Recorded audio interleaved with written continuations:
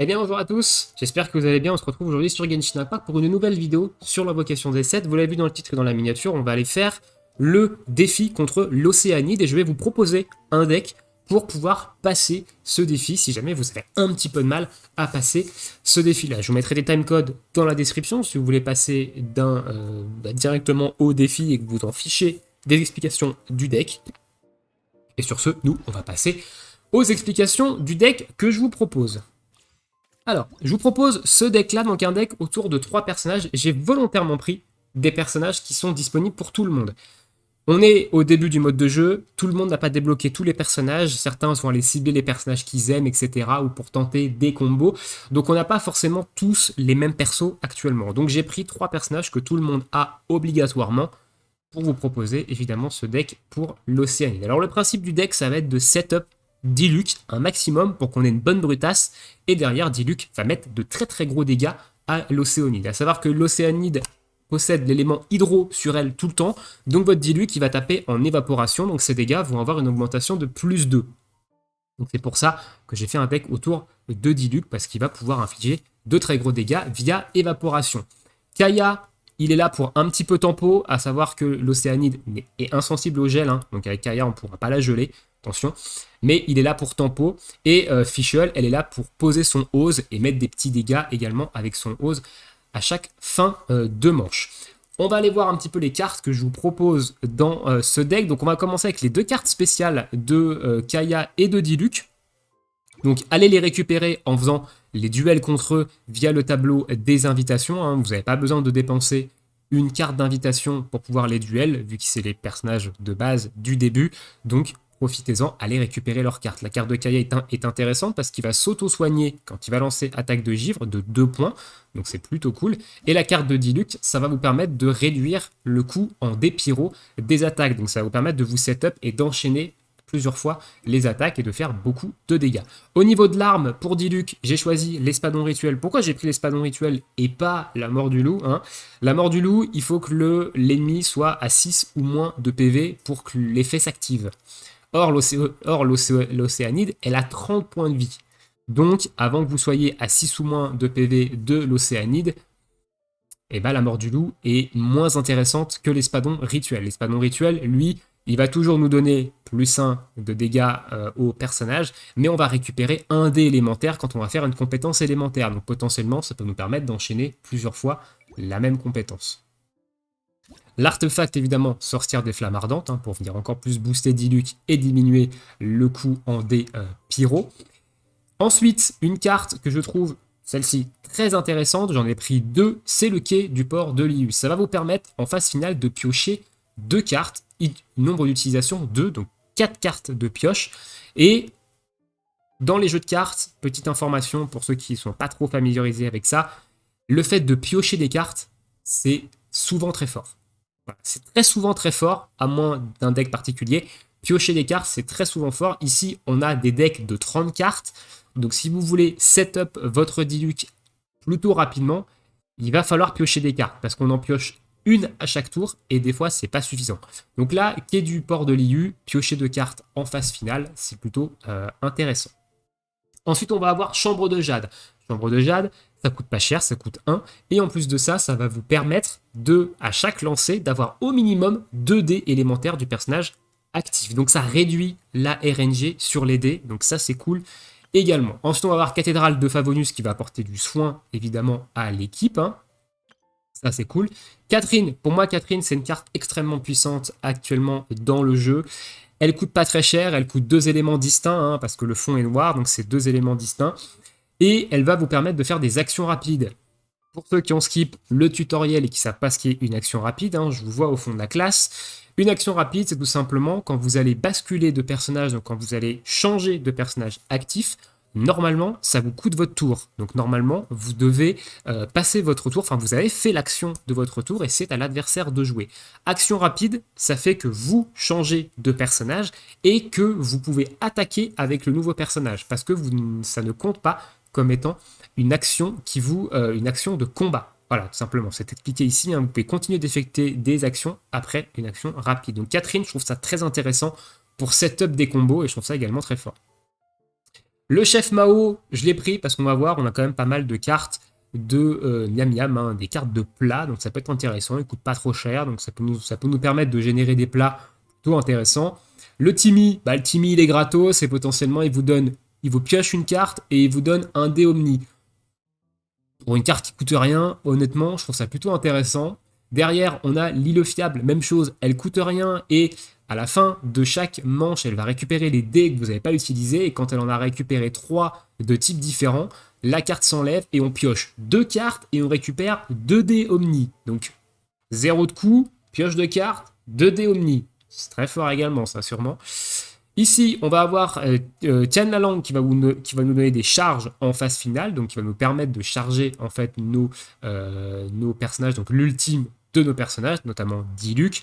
Pareil pour Liu Su, hein, qui donne des charges également quand on bascule de perso. Ça, c'est cool.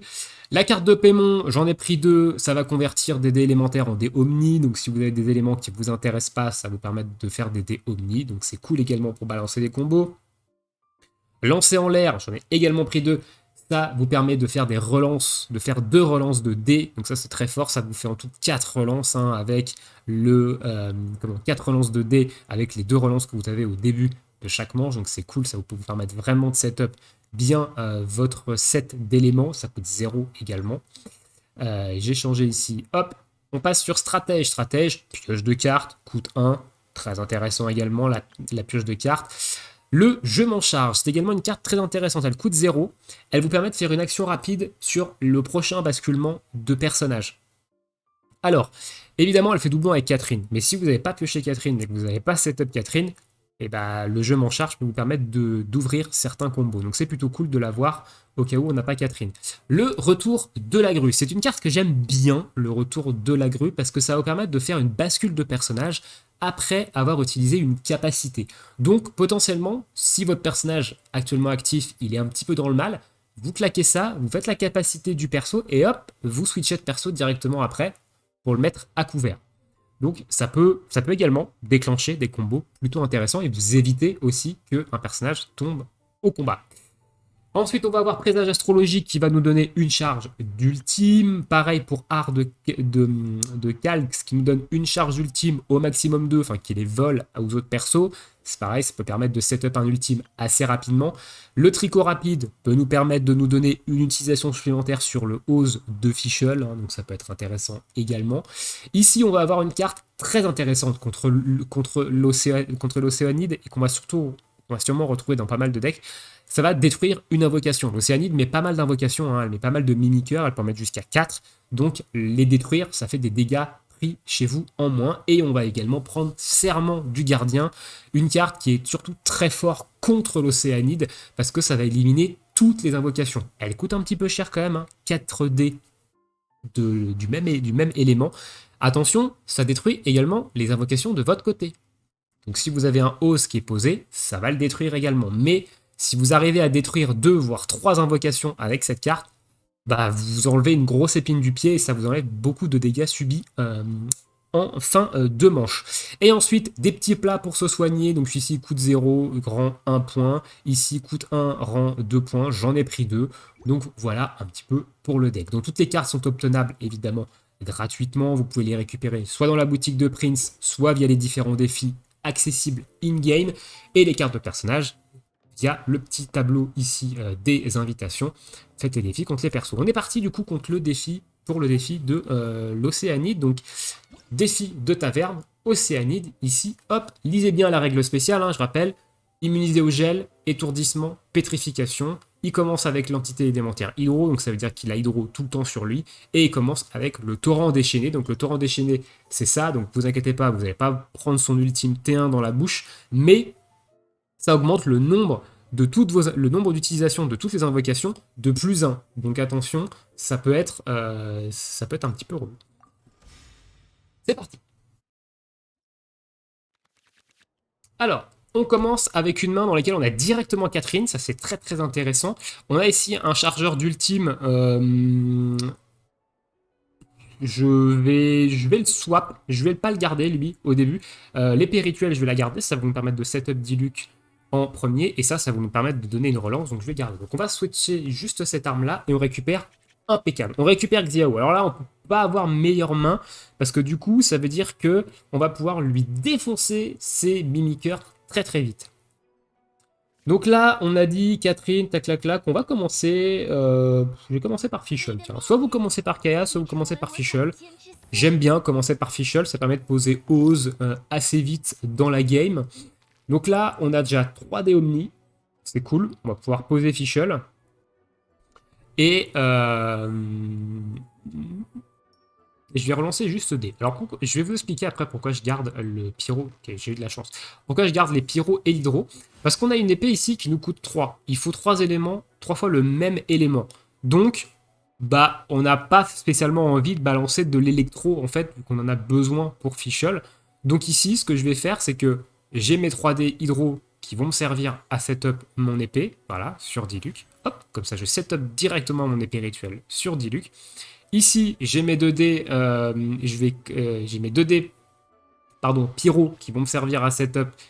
Ici, ma petite Catherine. Hop, comme ça, elle est posée. Elle me permet d'avoir des actions rapides. Et je vais terminer avec mes 3D Omni. Et je vais poser mon petit Oz. Et nous, on s'arrêtera là. On fera fin de tour, prochain tour. Petite astuce, pensez à regarder ici. Pensez à cliquer ici. Vous allez avoir la liste des actions que votre adversaire va faire au cours de cette manche. Donc ici, on a vu qu'on a pris 1 point de dégâts pyro. Ici, si je reclique ici, on voit que au tour d'après, il va poser des mimiqueurs. Donc, voilà. Vous pouvez anticiper, ça peut vous permettre de faire votre petite stratégie, etc. Donc là, il pose un mimiqueur. Ok, donc moi, j'ai dit annoncer la fin de la manche. Lui annonce la fin de la manche. Phase finale. Voilà. Oz fait un petit dégât. Donc on a déjà mis -3, vous voyez, ce qui est plutôt intéressant. Ici, ok, donc là on a drop cette carte-là. Vu qu'on a déjà setup Noël, on va pouvoir potentiellement modifier cette carte en un élément. On va prendre du cryo, on va switcher sur Kaya. Du coup, maintenant qu'on a posé Oz, on va aller tempo avec Kaya. Le temps de setup notre petit Diluc. On n'a pas eu de chance là. On n'a pas spécialement eu de chance. Au niveau des decks, au niveau des dés. Alors on pourrait relancer Oz et rajouter des trucs, mais vu qu'on compte défoncer en fait les invocations de l'Océanide avec Serment du Gardien, on va pas le faire. Néanmoins, vu qu'il nous faut 4 éléments du même type, on va déjà convertir un élément en élément électro ici. Comme ça, on a cette carte de setup. Et si on regarde bien ici, il va réinvoquer des mimiqueurs. On va prendre 1 point de dégâts hydro et derrière, on va prendre des mimiqueurs. Enfin, on va se faire défoncer des... On va prendre des mimiqueurs. Et potentiellement, il va en invoquer 2 cette fois-ci. Donc il y aura 3 mimiqueurs sur le terrain. Donc on pourra claquer potentiellement Xiao. Alors attention, évidemment, ça va détruire notre Oz. Hein. Et on va switcher sur Kaya. On va switcher sur Kaya, on va utiliser un élément ici. Hop, tac.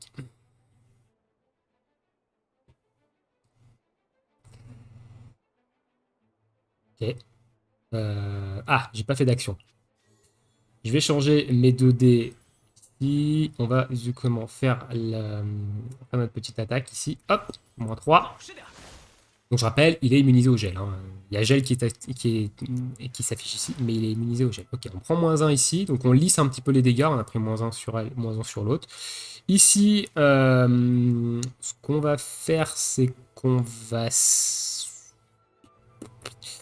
sais pas trop ce qu'on peut faire ici. On n'a pas spécialement d'action. On peut faire une attaque normale.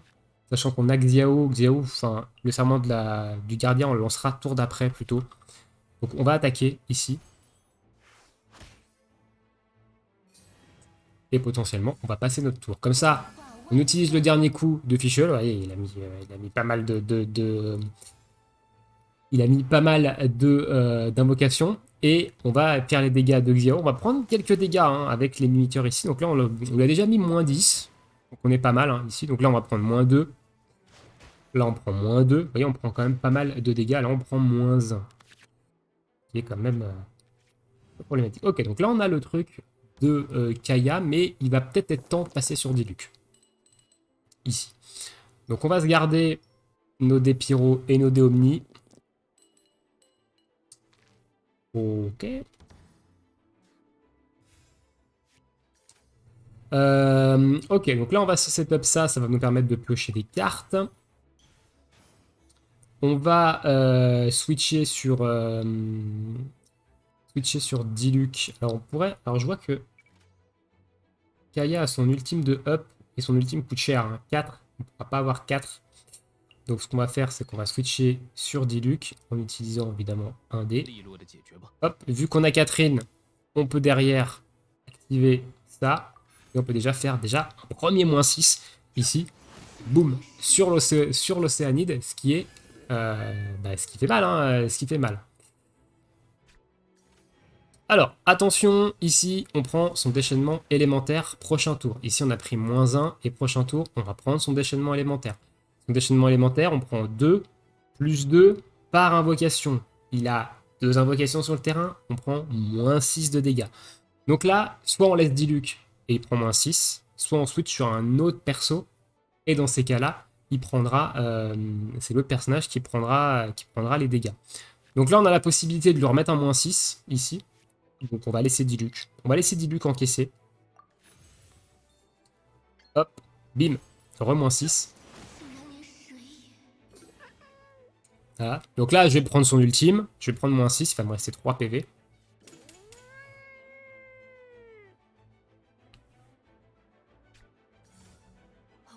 Petite animation d'ultime. Boum, voilà. Et ensuite, on regarde derrière, il repose des mimiqueurs. Sachant que je vais prendre des dégâts des 2 mimiqueurs ici. Donc nous, ce qu'on va faire, on va utiliser notre dernier truc élémentaire pour switcher sur Fischl, qui a beaucoup plus d'HP. Et derrière, peut nous permettre en fait d'encaisser beaucoup plus de dégâts. Donc là, repose des mimiqueurs. On n'a pas pu utiliser encore le serment du gardien. On aurait dû l'utiliser tout à l'heure au lieu de conserver notre hausse, sûrement. Mais je crois qu'on ne pouvait pas. Voilà, donc là, on va prendre des dégâts des mimiqueurs. Hop, on pioche 2 cartes grâce à Quai du port, hein, donc ce qui est plutôt intéressant.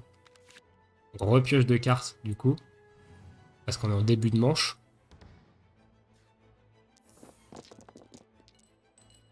Donc là, on va garder des dés électro et des dés pyro. Potentiellement, on va reposer Ose. Soit on repose Ose, soit on utilise le serment. Donc là, on a 2 dés pyro, 2 dés électro. J'ai de quoi relancer, donc on va refaire une relance de dés.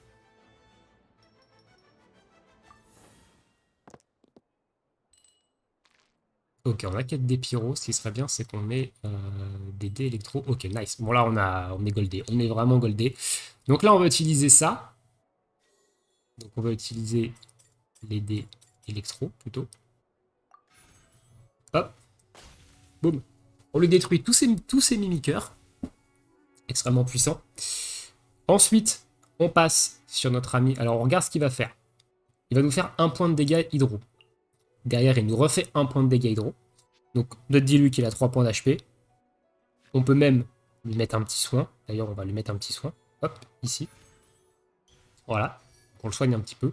Il nous reste 3 actions. On va switcher dessus.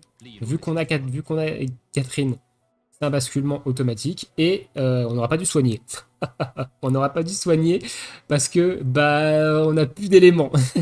Malheureusement, on n'a plus d'éléments.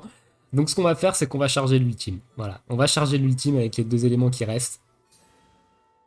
Hop, et on va encaisser les 2 dégâts et les 3 dégâts hydro avec Diluc. On va les encaisser ici. Simplement. Je ne suis pas non plus parfait, hein, mais... Prochain tour, c'est l'ultime qui part, normalement. Vu qu'on a arrêté, évidemment, on a déclaré la fin de la manche avant l'adversaire, on va attaquer en premier, la manche d'après. Donc, faites bien un setup sur votre Diluc, potentiellement arme artefact, ou arme avec au moins arme artefact, arme capacité à lui ou autre. Parce que, voilà, dès qu'il est setup, vous allez pouvoir envoyer du 6, du 6, du 6, et avec son ultime, on va voir qu'on va envoyer quelque chose de plutôt correct. Donc là, on va tout relancer ici. Ok, on n'a pas de chance, mais c'est pas grave parce qu'on a ça. Donc ça va nous permettre d'avoir des petits dés Omni et de pouvoir setup l'ultime de Diluc et on colle un -11. C'est pas ce que j'ai fait de plus fort sur l'Océanie. Je suis déjà monté à 13 de dégâts. Et du coup, on termine le combat avec le déchaînement, le phénix, c'est finito. Voilà, on a nos 3 persos en vie. Logiquement, on a fait également tous les défis. Donc voilà, voilà ce que je peux vous proposer. Donc on a obtenu la victoire, on l'a fait en moins de 5 manches très certainement. Et on a moins de 2 personnages qui ont été éliminés. Voilà pour ce petit défi de l'Océanide et le deck que je peux vous proposer sur ce défi. Dites-moi dans l'espace commentaire si vous avez eu du mal sur ce défi de l'Océanide, si vous avez utilisé d'autres decks avec d'autres personnages, évidemment, dedans. Et nous, on se laisse ici. Je vous retrouve bientôt pour de prochaines vidéos, que ce soit sur Pokémon Master ou sur Genshin Impact avec cette invocation des 7. Je vous souhaite à tous une très bonne journée, une très bonne soirée, bon jeu et à bientôt. Ciao, ciao.